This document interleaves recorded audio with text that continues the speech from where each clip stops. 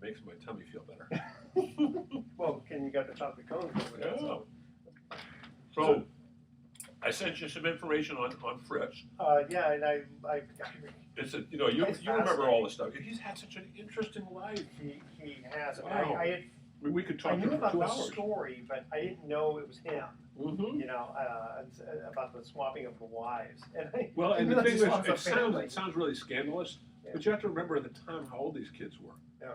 They were 24, 25, no kids. This was the 70s. Well, wait, no, they had kids at the time. Well, I don't think either one of them had kids at the time. No, I don't think so. I Okay, may be so, wrong. I mean, I have to ask him because he's got He's very open about it. Yeah.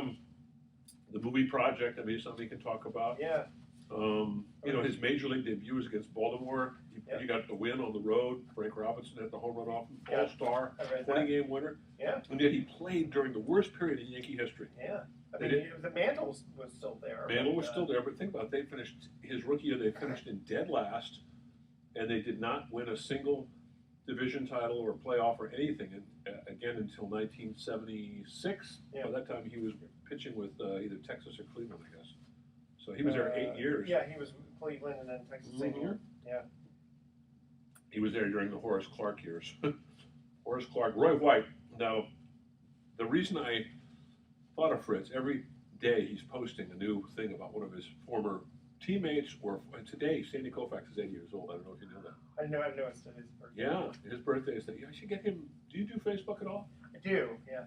We should get him to friend you because you love his stuff. He puts a baseball card up of the player, then he has a little story about it. Oh, I love that. And he did one on Roy White, and he and Roy White had been kind of adversarial towards each other for many, many years because he always felt that Roy was not. He didn't like the way that Roy White played the outfield. It was like, why is he playing in so shallow? Turns out Roy White was playing with a bad arm, and he didn't tell anybody about it until years later. He told Fritz about it, and he felt badly because they had. So we can talk about that. I mean, Roy White was a great, terrific player. I don't remember Roy White. He was an outfielder with the Yankees. Broke in 1965. His rookie year was 65, along with Horace Clarke, who was the shortstop, and Fritz came along in 66. Roy played for about 10 years. I mean, about the same period as Fritz. He was, I think he might have been an all-star. Not a great player, but like a 280 hitter, 20 home run hitter, good speed, kind of one of those guys that's like his complimentary player, solid, left-handed hitter. But Fritz didn't know he was hurt. And, he was playing hurt for a couple of years, and he didn't want to tell anybody about it. In those days you didn't complain, you just went out and did your thing. Yeah. Like I Sandy Koufax, people don't realize this, after every game, his arm ballooned up to about that big, and he had to have it drained.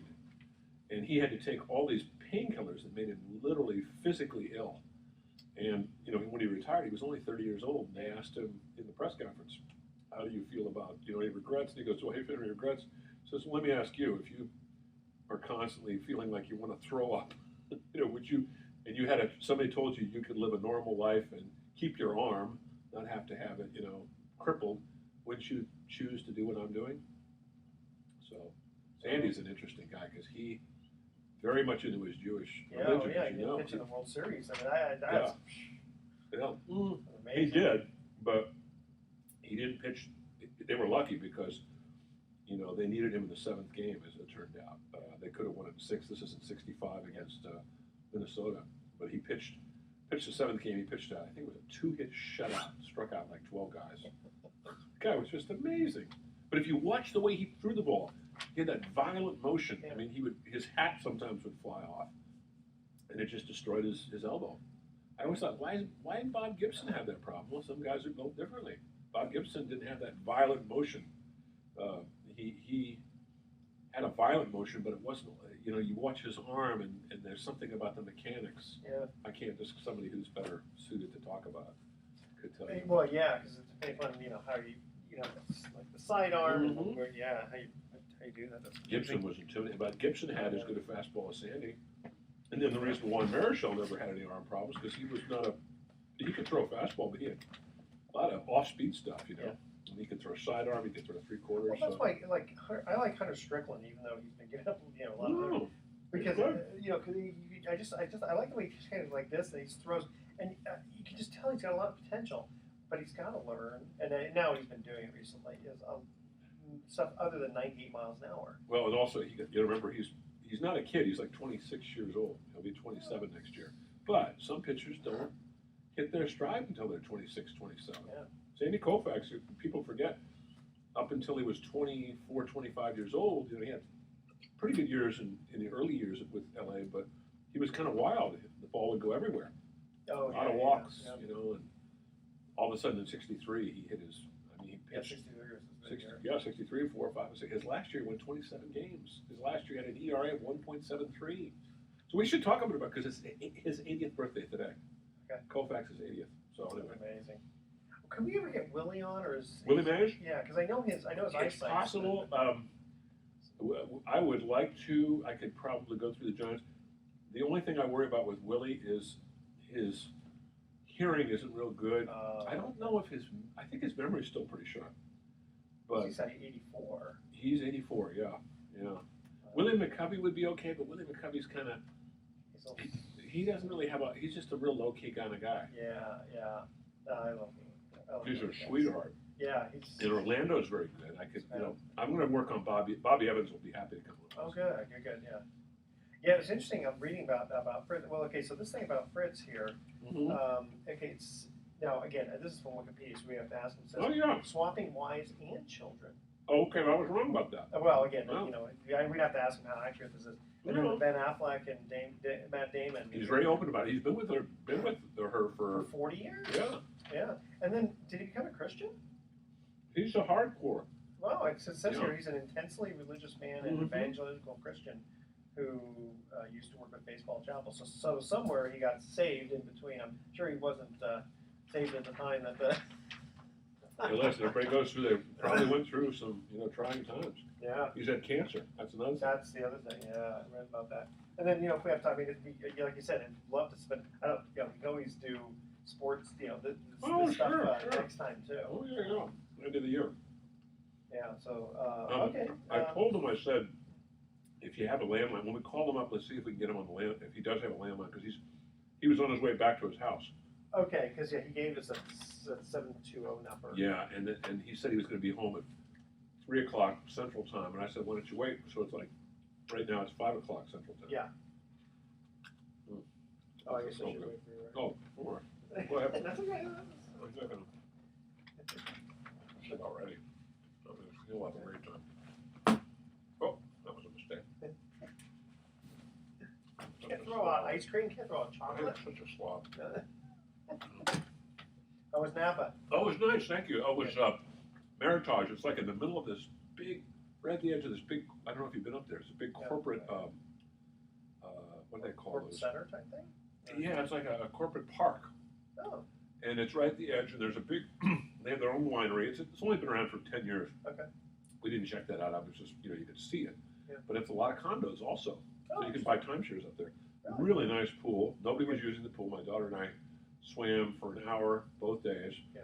Nice hot tub outdoors. Good. Restaurant wasn't too bad. Not great, but not bad. Nobody was there. So, Yeah, because you had those certificates for that. Okay, good. I've got to get a haircut too. Just slob. Yeah, remember, we're YouTubing this, man. Yeah. Next time we see you, it all better be good. My wife is really. I said, you're the one who asked me to That's right. put the beard, Now she wants you to take it off? My problem is Too much Grizzly Adams. it grows too fast. I mean, I trimmed it just last week and it's already grown back.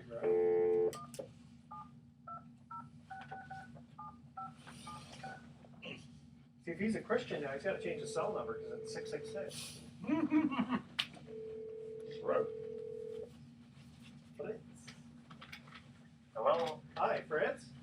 Hey, Hey, it's well, this is Edward, and then Bruce is here. Hey, I was going to say, hey, Edward, hey, Fritz, I got my mouth full of ice cream cone. Just finished eating an ice cream cone, believe it or not. How you doing, man? I'm doing fine. How about you guys? Yeah, excellent. Thank you so much for joining us. This ought to be a lot of fun. I got to ask you on how accurate is what they have on Wikipedia?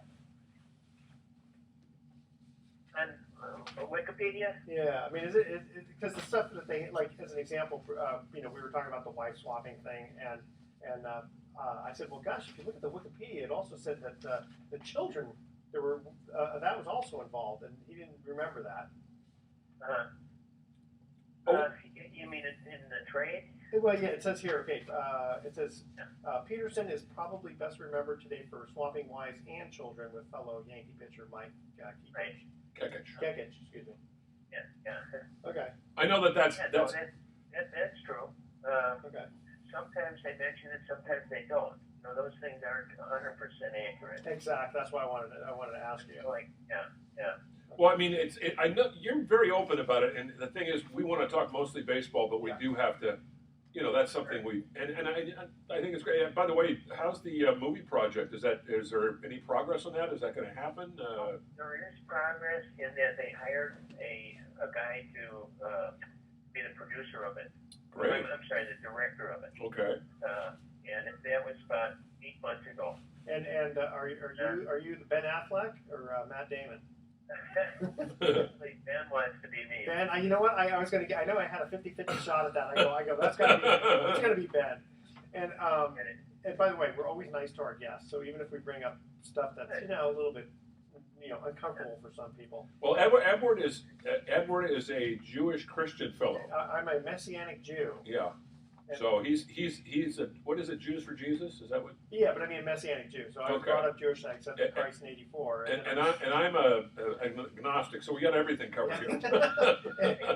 You're both okay. You're both okay, yeah. Because that was the other part I was reading in here is that you're a cancer survivor, and it says here he is an intensely religious man, an evangelical Christian who used to work with Baseball Chapel.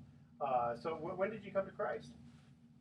I came to Christ in 1970, let's see, 5, I guess it was. Wow. Okay. It's been a while. You got some years on me there.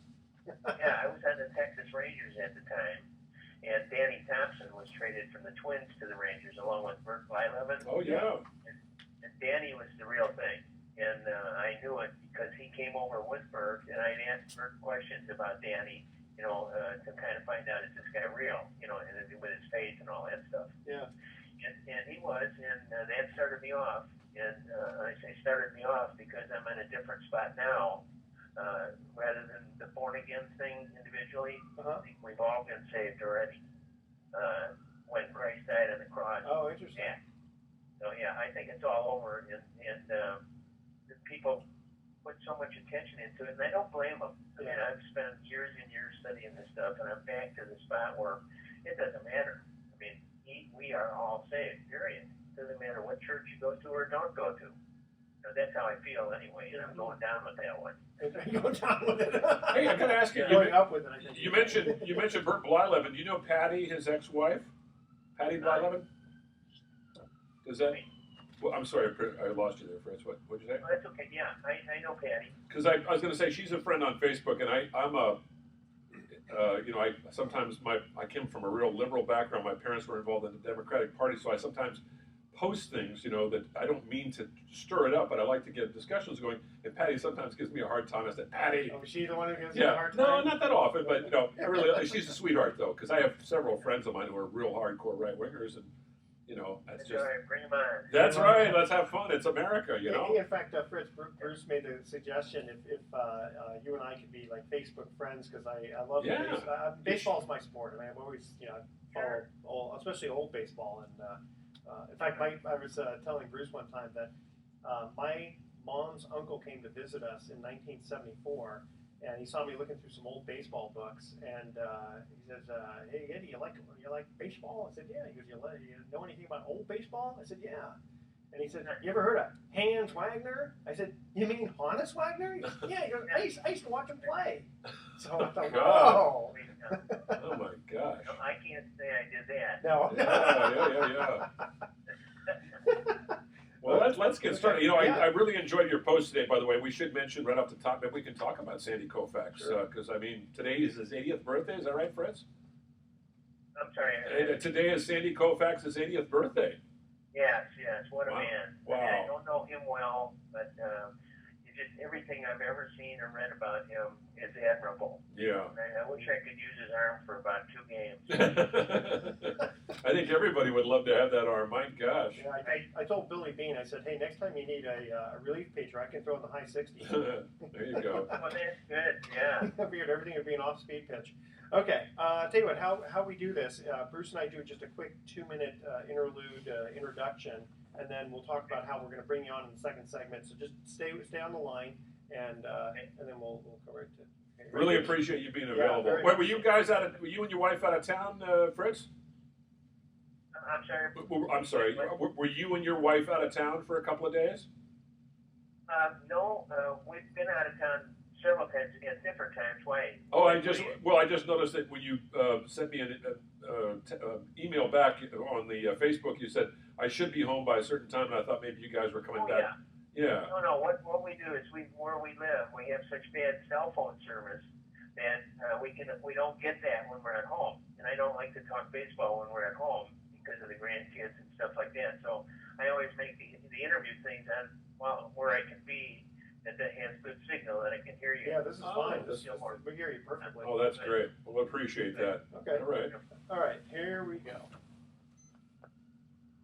Well, welcome. You're listening to Sports Econ 101. This is the show where we discuss sports topics from a business perspective. I'm your host, Edward Brown, along with my co-host, Bruce McGowan, longtime sports radio personality.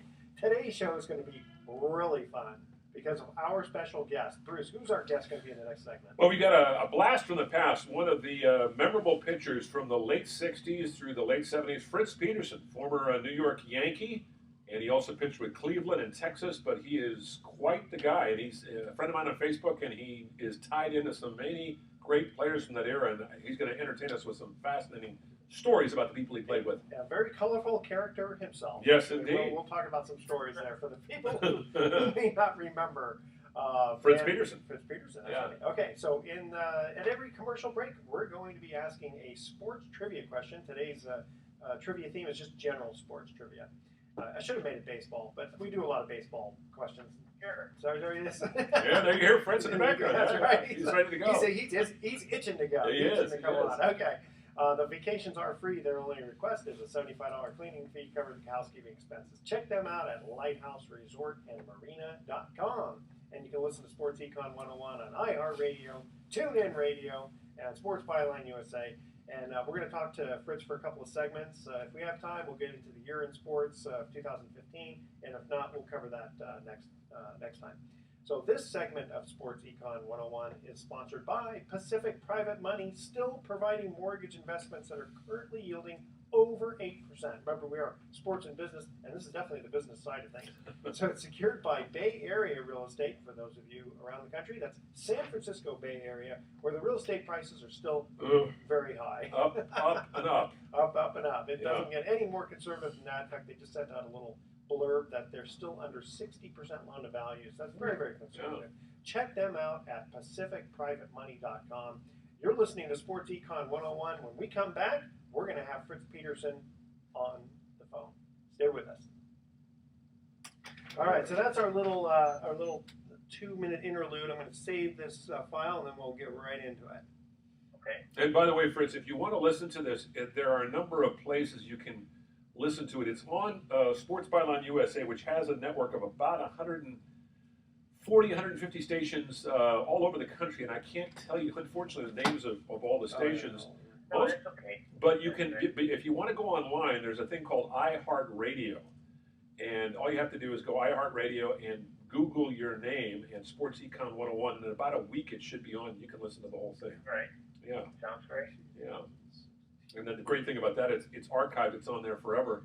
So we've been doing this show for almost May 2.5 years. We've Yeah. been doing about 2.5 years, so we have all the programs archived. So Yeah, and if you just And off the record right now, I got to ask you a question. yeah, please.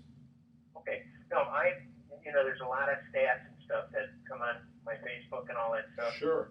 And I don't know all those. That's like do walking around in my mind. Don't worry about it. Yeah, We're not a big stat. You know, I mean, stats are kind of secondary to I'm us. not an expert by any means. You No. are. We're not. We'll mention you were an all-star in 1970. That because at least that we know that. And you won over 130 games. We know that. And played for some great Yankee teams, or for some Yankee teams that weren't so good. You were one of the few bright lights. But anyway, Mel Stoudemire. yeah, Mel Stoudemire. That's right. Oh, yeah. I forgot about Mel. All right, here we go. Can I I'll ask let about Bruce it? introduce Yeah. you. Okay, here we go. Okay.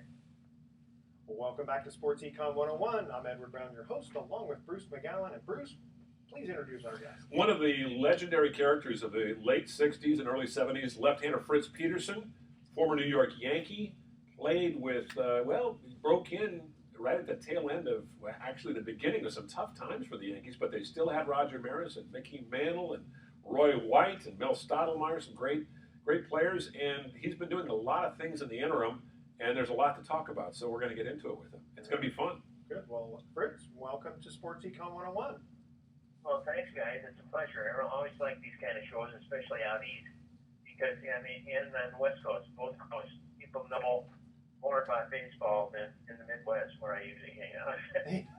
Yeah. That's true. Got to ask you about your career because you broke in 1966, and the Yankees, I remember I was 14 years old that year, the Yankees bottomed out after all those great teams, finished in last place, and yet at the same time, you broke in rather auspiciously. Your first game was in Baltimore against the Orioles, who were the eventual world champions, and you beat them. I believe it was a complete game win.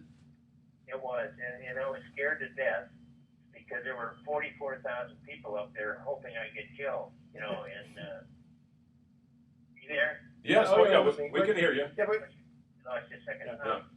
And I had never pitched in front of a crowd like that before, only in the minors where they had maybe 5,000 or 6,000 people, and this there was like 44,000 people in there. And I didn't even look up because I was so scared. But I got on the mound, threw my first pitch to Louis Aparicio, an old boyhood idol of mine with the White Sox, who got a hit and scored, and we were behind 1-0. But eventually there was good news because we won 3-2. Frank Robinson had a home run in the last inning with 1 out, and I didn't care because then I only made it 3-2, and we won. So we won the war.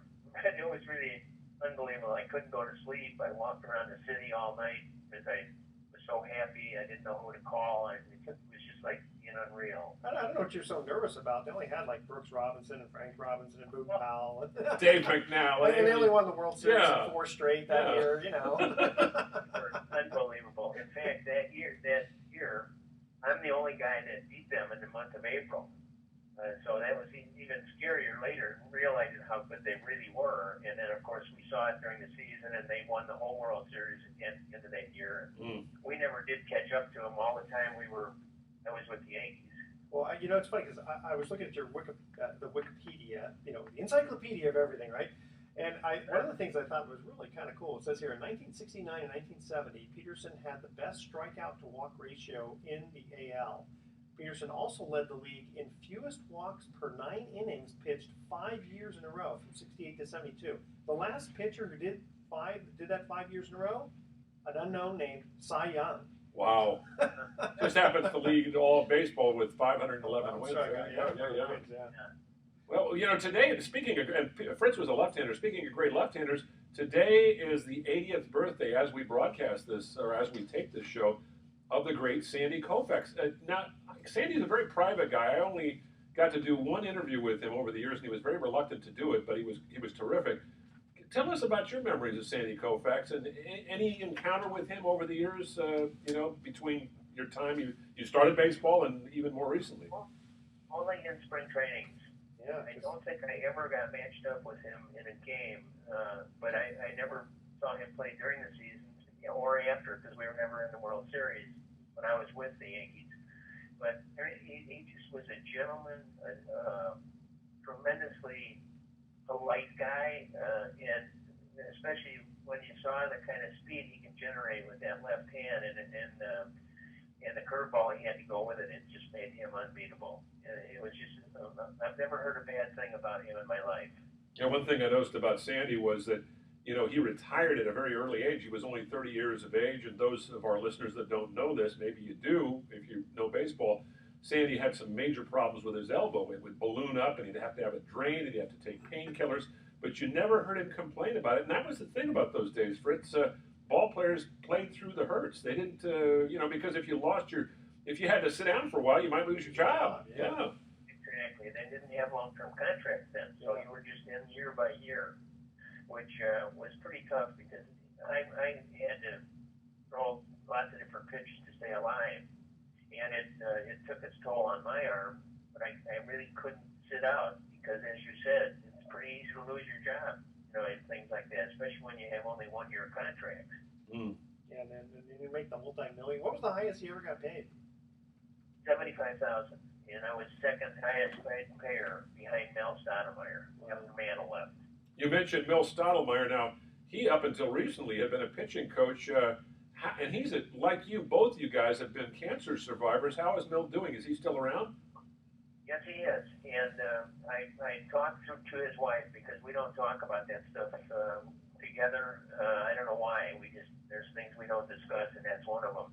But she says he's doing fine now, but it's a toughie because his cancer is bad and mine is just simmering. So we keep up with each other maybe every 4 or 5 months. Jean will drop me a line, and I'll drop her one every time I go for some kind of appointment with the cancer doctor. So it's very interesting, and I'm glad he's still here because he's just number one.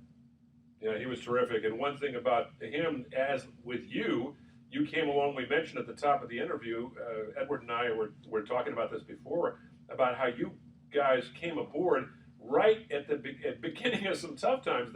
Horace Clarke and Roy White, good players, but the Yankee and Roger Maris was getting old. Mickey Mantle was getting old. I mean, the Mets were new and they weren't very good at that time. So New York baseball was going through some rough times in the mid-1960s.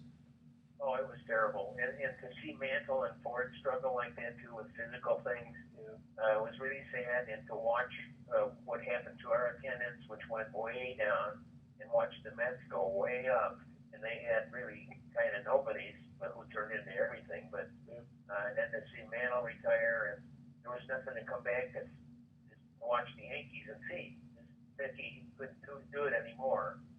And it was just a rough struggle, and I was glad to be on the team, even though we came in last place. But it was kind of the sign of things to come, and it was, because the next 10 years were real struggles for the Yankees. That's why we called that book When the Yankees Were on the Fritz. Yeah, you wrote a book, as you mentioned, and Fritz mentions this on Facebook, and that's how Fritz and I became acquainted through Facebook, a book about those years. And you talked a little bit about one of your teammates, Roy White, who was a terrific outfitter, not a superstar, but a very good player, and that you guys had kind of a tough relationship and then later reconciled. What happened with that anyway, Fritz? Yeah, we did. And Roy was with me for the minor leagues up from Columbus, Georgia up. And we were always teammates, and yet Roy's a real quiet guy. And he didn't, I remember when he came up for the minors in Columbus, Georgia, the Yankees, he was a second baseman. And he had a really good arm, I thought anyway, from just seeing minor league ball players at that time. And then when he came up to the Yankees, I noticed that he was playing right field, left field, one of the two. And that first year, he hurt his arm in 1965 when he had been brought up at the end of a season. And I didn't know that all the time, so I knew he didn't have a good arm, but I didn't know the reason. And the reason was he didn't want to tell anybody because he was scuffling to make the ball teams at that time. They had known what a great all-around player he was. So he played real deep in left field because he had a lot of ground to cover, and yet it looked to me all the time, and to a couple other pitchers, that he just was playing back so he wouldn't have to make any plays. Coming in or going back to and getting hurt on the wall. So we were just getting quietly unhappy with Roy, and nobody said anything, and we never had an outfield coach. Fritz, I'm sorry to interrupt you for a second. The studio's letting me know we have to cut to a quick commercial break, and we'll come back to your story, okay? Yeah. So here's our first commercial break here. Fritz, you listen to the question, but don't answer it until we come back in case you know the answer. When Louis Rober invented this sport in 1895, he nicknamed it kitten ball. Oof. All right? In 1925, this game played today is better known as what? All right? Wow. So stay with us. You're listening to Sports Econ 101. Okay. Sorry to cut you off like that. It's just No, that's yeah. right. They got that. Because actually, this is, I say it's a national show. It's actually an international show because it's on Armed Forces that's Radio right. too. Armed Forces Radio. They get very Wow. sticky about that. Yeah. All right, so we'll Kitten finish up ball, this huh? one. You got me. Yeah, Fritz, I don't know if I don't like to talk about myself either, but I've been working in the Bay Area. I grew up here in the Bay Area and, collected baseball cards as a kid, played Little League ball. And of course, when you show your baseball cards on Facebook, every single one of those baseball cards I have, and it's wonderful Wow. Yeah. because it brings back a flood of memories about listening to a game. The A's moved here in '68. Of course, I grew up a Giants fan. The Giants had a couple of broadcasters named Russ Hodges and Lon Simmons. And Russ was a huge influence on me as a teenager. I got to know him, and he let me sit up in the Giants booth in 1968, 69, and 70, and while he was doing play-by-play. Oh, And awesome. that kind of sparked my interest. I was only, as I said, 17, 18, and that got me into, I've been in broadcasting ever since, even though I haven't had a great career. I've been able to work in the Bay Area now, better part of 36 years, but I did spend a year in New York with the radio network, so. Yeah, I'd love to see those cards because I started collecting them pretty much in '66. Yeah. So I've got the main. Got Fritz's rookie card, probably. I might have. Yeah. That. I'd have to look back. Yeah, you probably have Fritz's rookie card. That one that split with Frank Fernandez. Frank Fernandez, the catcher, right? Uh-huh. Yeah. Didn't he go on to play with Cleveland, I think? I'm trying to remember. I remember.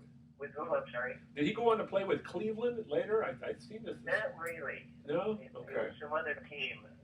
I don't think it was Cleveland, though. Another guy who's a friend of mine on Facebook, Duke Sims. Oh, yeah, Duke. I call him Augie. Yeah, he's a character. Yeah, he always looked like he was dressed wrong.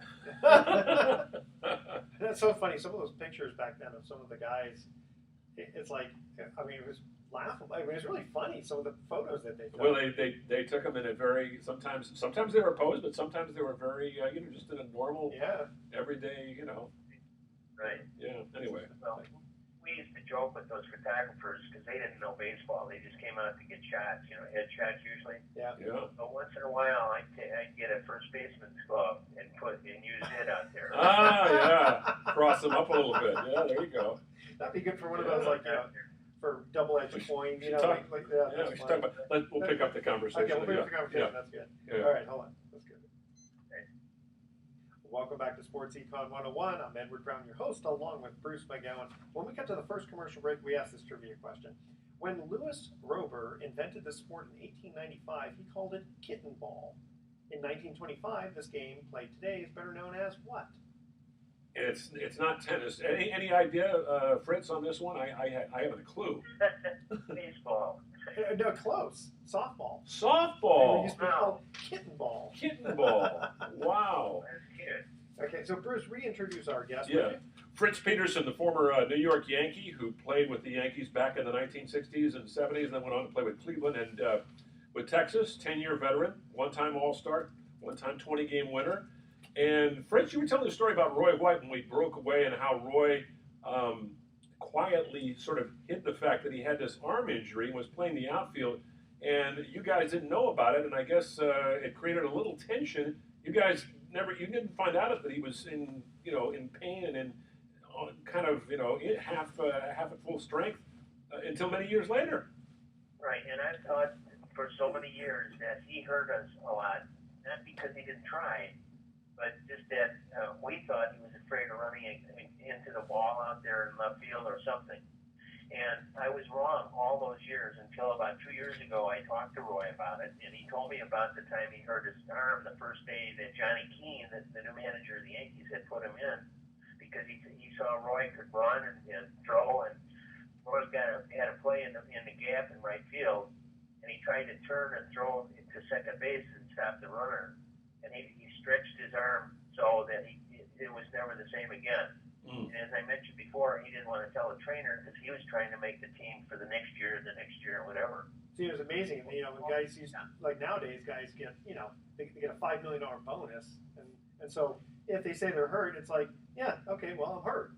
I know guys still want to play through it. They still want to play, but it is a little different incentive if you're getting paid that much. Right. Yeah. Right. So all these years, I've been boiling that he cost us a lot of games because he played so far back. Everything fell in front of him, and runners from first would always go to third, which was unusual for anybody to go to third base from first on a hit in left field. So when I finally got to talk to him about it a couple of years ago in one of the fantasy camps, he told me about that. And I said, gee, I didn't know that. And I said, Roy, I said, you're not going to like this book that I just wrote. He hadn't read it yet. And I said, because it alludes to that you weren't a really good ball player. And then he told me all the ground he had to cover for the other two guys out there. Mickey wasn't a real good center fielder anymore. In fact, went for space. So Roy had to cover extra space. And I told Roy that I wished he would have played right behind the shortstop, because I wouldn't have cared if something got over his head. I just didn't like everything dropping in front of him. I wonder if that's the reason why. Because before you mentioned about how Mickey was, aging at that point, I was going to ask you if, why didn't the manager, a lot of times they'll just shift him over, but if they realize that Mickey is not going to cover the ground that he can, then there's a good reason that they would not try to bring him in. Right. Yeah, gotcha. Interesting. And they eased him into first base eventually and took him out of that situation. But, in the meantime, Roy had to cover extra ground, and I didn't know about his arm being bad because I had seen him as a very good thrower. I mean, as a second baseman in the minor leagues. So all that together, and Roy said to me, he said, Fritz, all you would have had to do is ask me to play in, and I would have committed it. Played right behind the shortstop if you wanted me to, and I felt like crap. And wasn't Bobby Richardson still playing second base then? So yeah, probably he couldn't have a shot at taking over for his position. You know what? Yeah. He would have, I think, if they could have really seen him when his arm was good. And which is that's the year he hurt it in 1965, having been brought up at the end of the season. So all those years, I have been unhappy with Roy. In fact, I told him I actually hit him in the back on purpose when we got traded.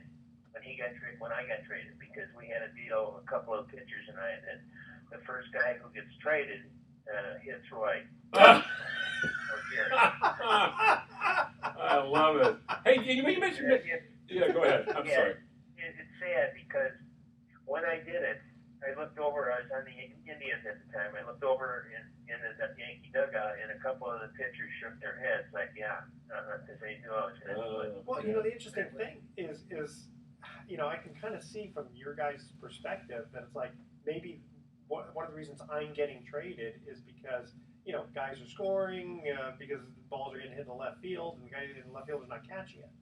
Right. Yeah. So it really can, affects not just Roy, but it affects all of the whole players. Sure. I meant to. If I had to do it all over again, I would have said something to Roy in particular in this case. We didn't want to mess with other guys play at other positions. They didn't say anything about our pitching and all that. It should have been better. I should have fessed up with him, and he would have done it.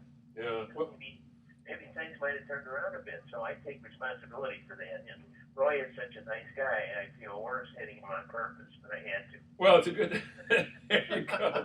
It's a good thing you reconcile, though. It's nice to reconcile years later. And you mentioned Mickey Mantle, end of the trail when you showed up, and Roger Maris was still with the team, and he had a couple of nice years after you traded him to St. Louis. He got to play in a couple of World Series with the Cardinals. Had some big hits with them. Can you talk a little bit about those two guys, because you were still relatively a fresh-faced kid? These are two aging veterans and legends of New York, and I know that they may not have been what they used to be, but they were still pretty good players at times. Sure.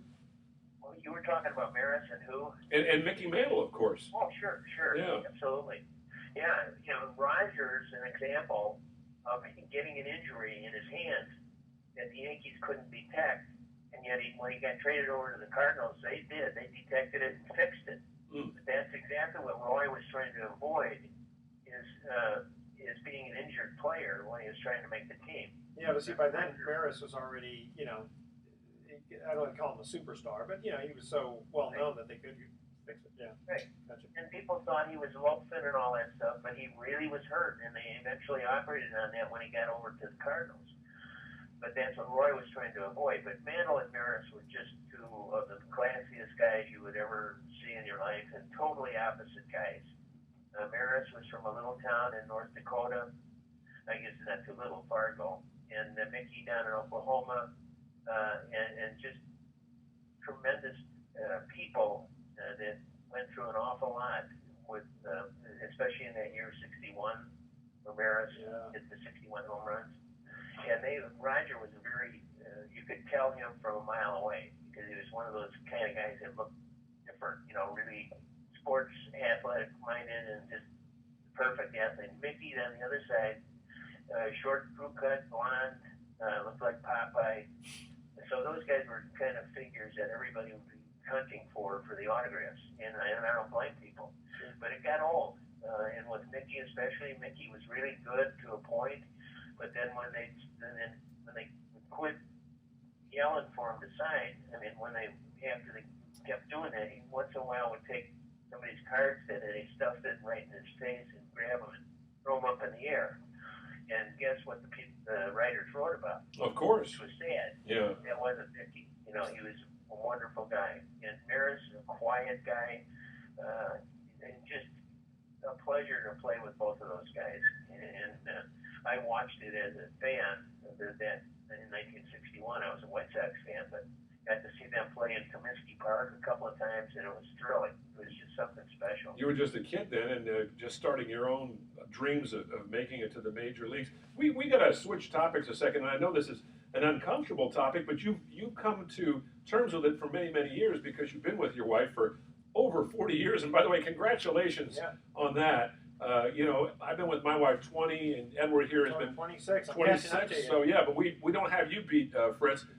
You, and now for those that don't know this, and some of our older fans may know it, Edward, tell the story about what was going on with Fritz and Mike, and then let's have Fritz. Let's have Fritz tell the story. Yeah, of course. Tell the story. Fritz, you and Mike Kekich were teammates, and you were really good friends, and you swapped wives, for lack of a better term. Right. And it was never something that was intended. It just actually happened, which it's hard to believe something that significant just happened. But it really did. Mike and I roomed together for a couple of years, and we knew each other inside and out, and we were best of friends. And we were with the other families all the time. Our two families were together. The kids were the same ages, 5 and 2 at the time, and it was just a perfect situation. And then all of a sudden, we went to a party at Maureen Allen's house, a writer in Long Island, and Mike and his wife at the time, Susan, which is now my wife, went there in their separate car, and we went, Marilyn, my wife, and I went in our car. We ended up parking behind each other in front of Maureen's house. And we were Mike and I had both lost games in the last 2 games, so we were kind of not baseball talkish, but just we're letting it loose, having a few beers and hot dogs and hamburgers and stuff. And after the party was over, Susan sat across from me at the table, and then Mike sat across from my wife, who was next to me, and we were each facing each other's wives. And either I or Susan bumped my foot, or I bumped hers. And at that point, right after that, one of us, and we don't know who, because we can't figure it out. One of us touched the other's foot again on purpose. Mm. And that was kind of, wow. There's a neat lady and a cheerleader. Okay, you know what, Fritz?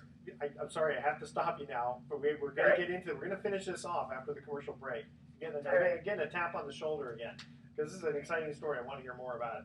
Okay, our second commercial break trivia question. In 1975, Brazilian soccer football superstar Pelé came out of retirement and played for what team in the North American Soccer League?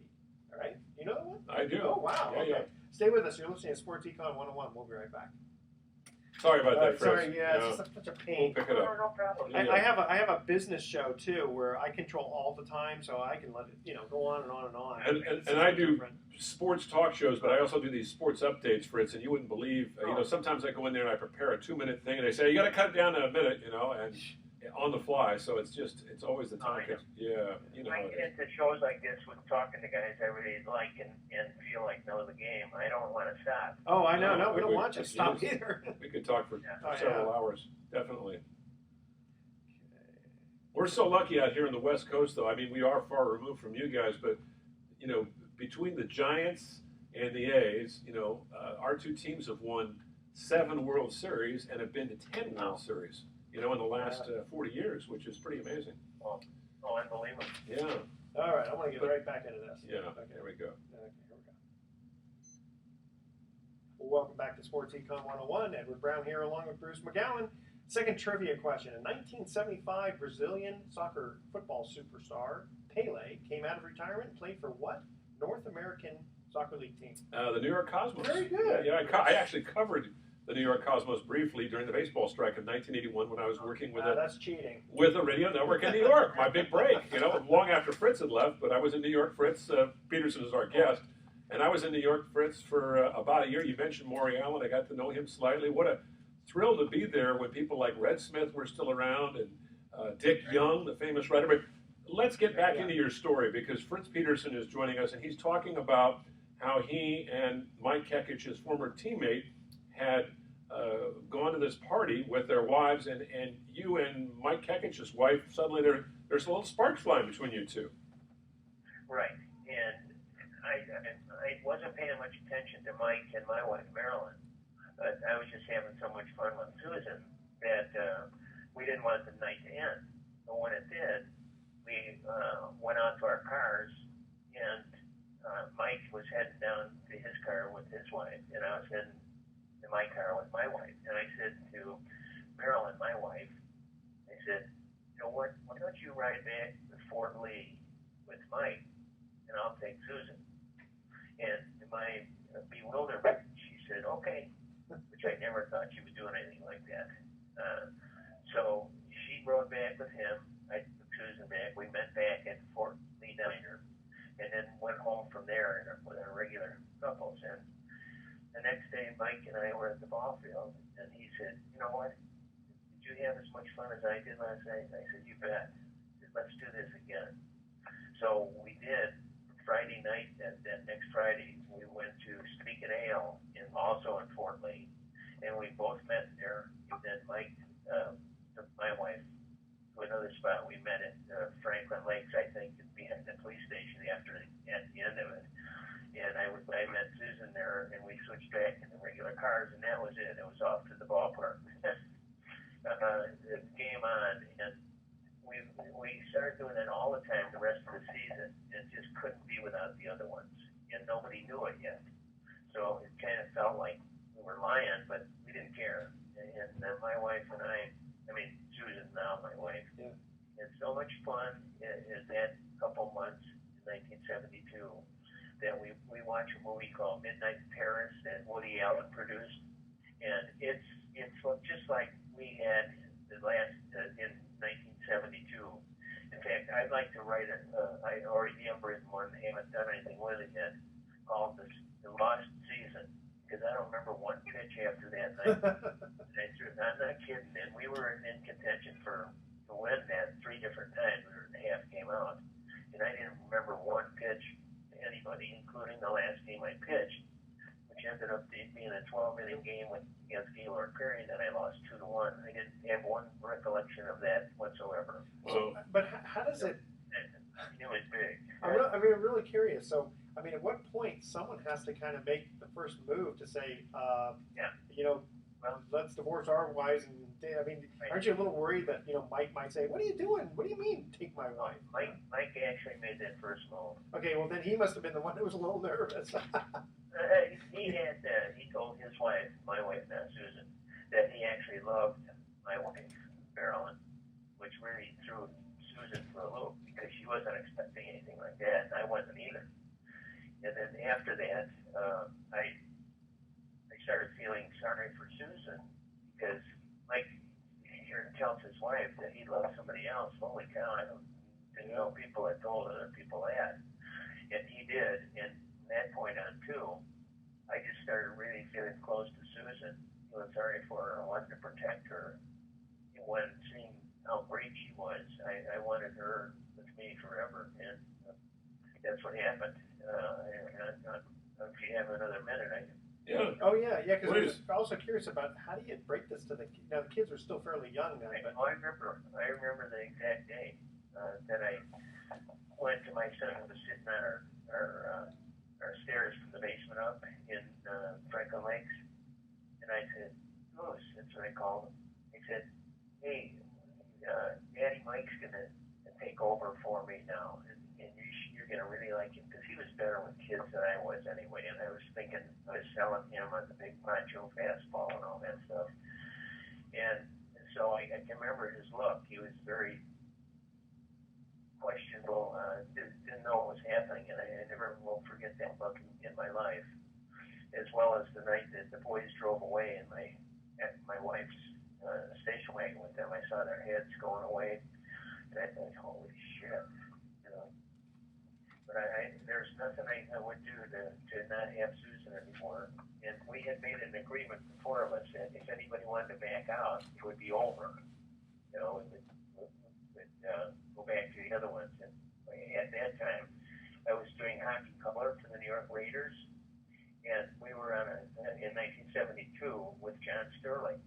And we were on a bumpy flight from Philadelphia to Boston, and I didn't have Susan at the time, and we were back with the original ones, and I thought to myself, you know what, I don't care if this plane makes it or not.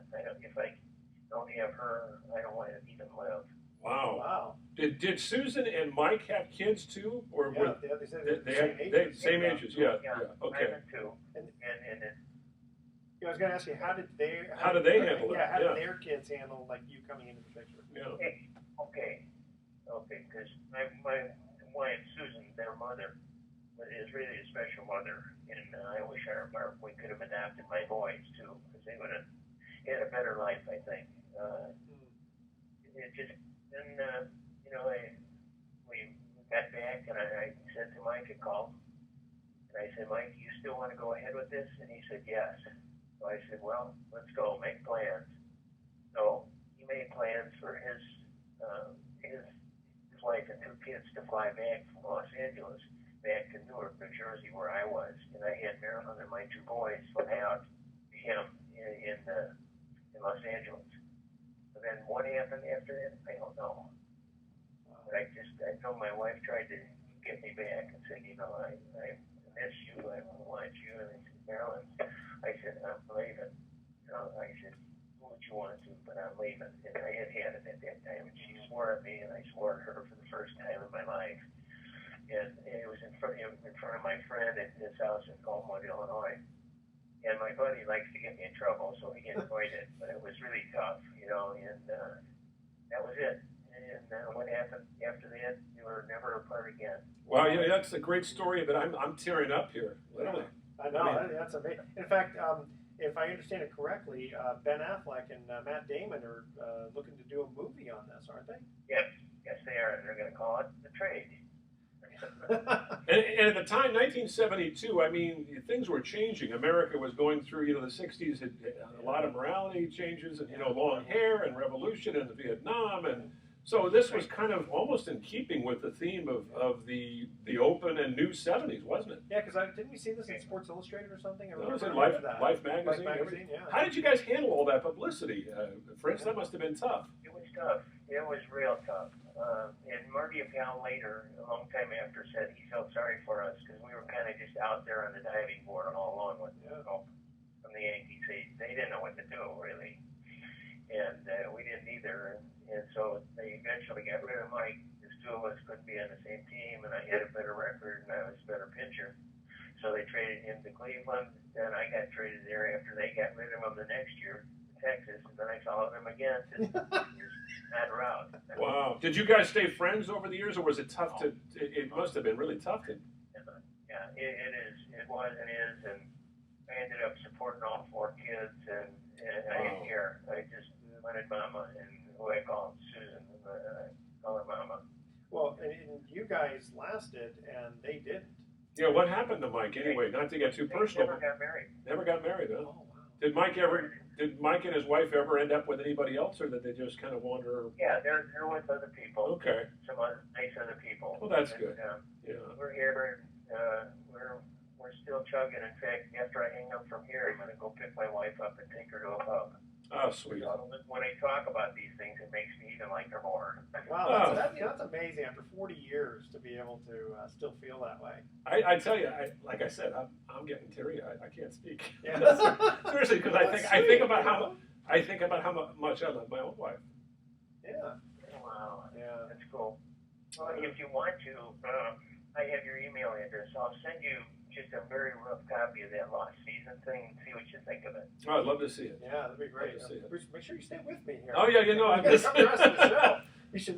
very emotional here. It is. If you want a tissue, I do have them. No, you know, I met my wife kind of, Fritz, I met my wife kind of late. I was a confirmed bachelor. I was 42, she was 24, and she just literally bumped into my life, and we've been together now 21 years. We have a 10-year-old daughter, and it's just the best. Perfect. You know, it's funny. In my case, I met my wife when she was 17, going through her senior year in high school. I had graduated college and starting on a full-time job in graduate school. Wow. That's about the biggest 5-year spread. Yeah. Well, I couldn't find anybody in the junior high, so I had to kind of go up to the high school.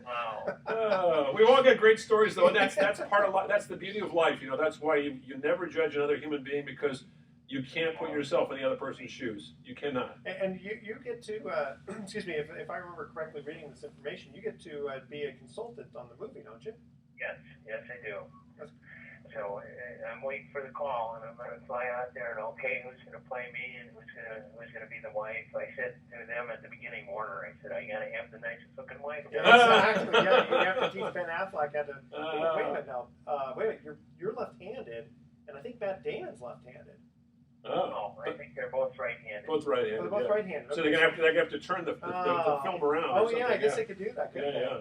Kind of like William Bendix in the Babe Ruth story, where they actually William Bendix was a right-handed hitter, but he had the bad left-handed, so they had to flip the film around somehow. That's easier. Yeah. That's it. Batting left-handed is easier than throwing left-handed if you're a right-handed pitcher.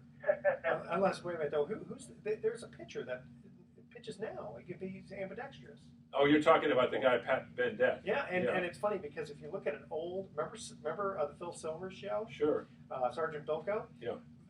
Dick Van Dyke plays a recruit, and he can pitch with either hand. Wow. Yeah, going back, and it's an old episode where Yogi Berra is in there too. Hey, before we let you go, Fritz, did you you pitched during the time when the DH was just coming into, I guess, 1973, so it was about halfway through your career. Were you a pretty good hitting pitcher? Were you, reasonably good? No, I was decent, and I was a pretty good catch hitter, and I even had 2 home runs in the old Yankee Stadium. Wow. In fact, that's a big part of it, is guessing what's going to be, if it's going to be a fastball, you got to just sit on that fastball. Yankee Stadium had a cavernous left field. It's easy when you're a pitcher because you know they're not going to want to walk you. That's for sure. And when the zone pitches are coming, and I rocked a couple. There you go. Well, Fritz Peterson, thank you so much for joining us. What a great pleasure! An absolute pleasure having you on. I've never gotten close to crying on your show. You brought me to tears here, Fritz. I'm telling you. Oh. Yeah, I've tried to bring him to tears, but I can't do that. So we let you do it. All right, thanks again, Fritz. Okay, guys. Okay. Great night. Bye-bye. You too. Wow, what a guy. That was fun. That was fun. Yeah. Seriously. I mean, he was talking about his wife and how he couldn't live without her, and I'm thinking about my own life, and I feel the same way. Absolutely. Okay, so you don't want to trade wives? No chance. Although your wife is a very nice lady. I like her. Yeah. Good answer. Yeah. All right, here's our last trivia question. Can you identify 4 2-word phrases, all of which describe ways to break a tie in a sporting event? All right? Okay. Stay with us. You're listening to Sports Econ 101. When we come back, we're going to have some closing comments along with the answer to that question. Okay. Wow. That was good. I got to let the studio know. See, I looked at the clock. The shit. Yeah, That exactly. happens. Yeah, That's one of those words. That's one of the few words you can't. Shit, fuck, cunt. Sorry. You can't say those things on the air. No. It used to be that. There used to be 7 things. Remember George Carlin had that routine. That's right. Yeah, he mentioned them all. He'd do his little stand-up on stage. It was fun. It's funny. He became quite a conservative guy. George? Yeah. I don't know about that. He was pretty. You know what he was? He became very cynical. Cynical. Okay. Extremely cynical. Right? Yeah. I mean, they're cynical. They're cynical right wingers and they're cynical left wingers. But I guess that's what it's cynical, because I remember just hearing something recently and I'm going, gosh, this sounds. Well, he had a lot of health problems. He had a major problem with his heart, and it finally killed him. He was 71 or 72. not ancient. Yeah. He wasn't a drug user. He wasn't a boozer, but he was in a high stress profession. Yeah. And a comedian, those guys are real sensitive people. A lot of them are not real happy people. No, I think he was relatively happy. Yeah, but not because like, that's what they do a lot of times is they cover up the heartache with that's Robin Williams to a T. Exactly. And that's why I always thought, God, I knew him. And I told you that story. He never struck me as a comedian, because I always thought comics were kind of zany and crazy, and he struck me as a real serious guy because he wanted to be he was going to Juilliard acting school, and he told me he wanted to be an actor, and he was a great actor. He was a terrific actor. Very, very fun actor. People don't remember that. I mean, they do, but they don't talk about it as much as they do about his like a Good Will Hunting. Yeah, Good Will Hunting, or Awakenings with Robert De Niro, or Insomnia with Al Pacino. God, those were great films. Yeah, Right? yeah. All right, let's finish this bad boy off here. Yeah. See if you know the answer to this question. Welcome back to Sports Econ 101. Last time for today, I'm Edward Brown, your host, along with Bruce McGowan. Bruce, can you identify 4 two-word phrases, all of which describe ways to break a tie in a sporting event? Oh, extra innings. Extra innings, okay. Sudden death over Sudden time. death, good. Sudden death. Tiebreaker. You know what? That's not in here, but that's good. Or I tennis, like that. I think. I like tiebreaker. Tiebreaker. Okay. Penalty kick. Penalty kick. Overtime. And Penalty extra shot. time. Time. They have Penalty shot, maybe. I like that tiebreaker. I mean, yeah. Well, tennis, Makes they sense. got the tiebreaker set. All right. Okay. So here we've got some thoughts for the day. I Yes. thought would be kind of fun here. Sure. And by the way, that was great with Fritz. He was wonderful. Yeah, what a great wonderful story. guy. Love that. Yeah, what an interesting life. Oh, yeah. I definitely am going to see that movie when it comes out. Got to check it out. All right. Thoughts for the day. Talent is God-given. Be humble. Fame is man-given. Be thankful. Conceit is self-given. Be careful. Or as come on, hello, the rabbit. Who's Elmer Fudd? Elmer Fudd. Yeah, he'd say, "Be very careful." Be very, very careful. Yeah, okay, so John Wooden said that. Is it John Wooden? John It Wooden, sounds like John Wooden. Now here's a Vince Lombardi one. Football is like life. It requires perseverance, self-denial, hard work, sacrifice, dedication, and respect for authority. I think Vince kind of commanded respect for authority. He did. He did indeed. Yeah, so next week, maybe we'll cover year-end in sports, 2015. That sounds like a lot of fun. Even though we'll be into the new year, I think 2015 was a fascinating year. I mean, Serena Williams and Ronda Rousey and Steph Curry and the American Pharaoh, the New England Patriots. I mean, we're down the list. Oh, yeah.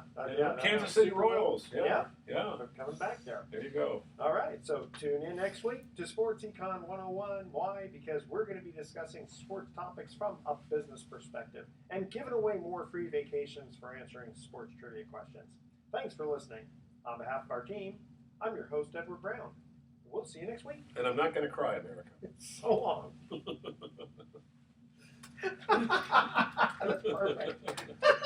I swear, though, I think it's because of everything that was going on with Clap. Yeah. Oh, yeah, She's yeah. so, Because she's doing so well right now, but it's like we got another